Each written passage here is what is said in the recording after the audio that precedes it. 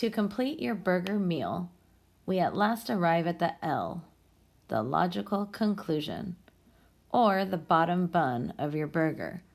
This is what keeps your burger together so that the insides don't fall out all over the place. The logical conclusion of your argumentative paragraph is a powerful closing sentence. It restates your claim and answers the question, so what? Let's look back one last time at the logical conclusion of this argumentative paragraph. Remember, this is the bottom bun of this paragraph burger. It says, in conclusion, red vines contain fewer preservatives, so they are better for your body than Twizzlers.